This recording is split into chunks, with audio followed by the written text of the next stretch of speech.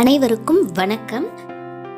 இன்றைக்கி நான் மீல் மேக்கரை வச்சு ஒரு சிம்பிளான ஒரு கிரேவி தான் நான் செஞ்சு காமிக்க போகிறேன். சட்டுப்புட்டுன்னு ஈஸியாக சிம்பிளாக ரொம்ப குயிக்காக செஞ்சு முடிக்கிற மாதிரி இந்த கிரேவி. இது நான் எப்படி செஞ்சேன்னு தான் உங்கள்கிட்ட ஷேர் பண்ணுறேன்.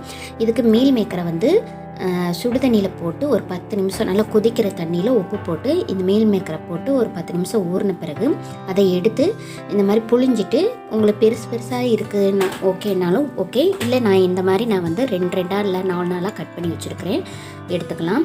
இதுக்கு நான் ஒரு பெரிய வெங்காயம், ஒரு பச்சை மிளகாய், கருவேப்பிலை, 2 தக்காளி, 4 பல் பூண்டு, இஞ்சி ஒரு சின்ன பீஸு, அடுத்து தேங்காய் 1/4 முறை போதும். அடுத்து கடலெண்ணெய் எடுத்துக்கிறேன். கடலெண்ணெயை ஊற்றிட்டு கடுகு உளுந்தம்பருப்பு போட்டுக்கலாம். இது சட்டுப்புட்டுன்னு செய்கிறதுக்கு ரொம்ப ஈஸியாக இருக்கும். தேங்காவோட அளவு நீங்கள் உங்கள் வீட்டில் எத்தனை பேருக்கு செய்ய போகிறீங்களோ அத்தனை பேருக்கு தகுந்தாப்பில் எடுத்துக்கோங்க. இப்போ நான் கருவேப்பிலை பச்சை மிளகாய் போட்டு வதக்கிக்கலாம். இந்த கிரேவி ரொம்ப ஈஸியாக செஞ்சிடலாம். இது பூரி, சப்பாத்தி, சாதம் எல்லாத்துக்கும் ரொம்பவே நல்லாயிருக்கும். அடுத்து இப்போ வெங்காயம் வதங்கிட்டு இருக்கட்டும். இந்த வெங்காயம் வதங்கிட்டு இருக்க இந்த நேரத்தில் நான் மிக்சியில் நான் எடுத்து வச்சுருக்கிற தேங்காய், இஞ்சி, பூண்டு, கொஞ்சமாக சோம்பு, பெருஞ்சீரகம் சொல்லுவாங்க இல்லையா, இது போட்டு நம்ம மிக்சியில் நல்லா வலுவலுன்னு அரைச்சி எடுத்துக்கலாம்.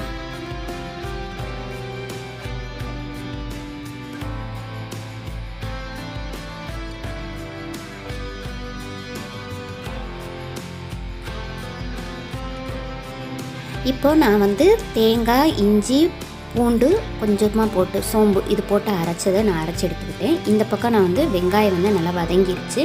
இப்போ நான் கட் பண்ணி வச்சுருக்கிற தக்காளியை நான் போட்டுக்கிறேன். இப்போ தக்காளியும் வெங்காயமும் நல்லா வதங்கட்டும்.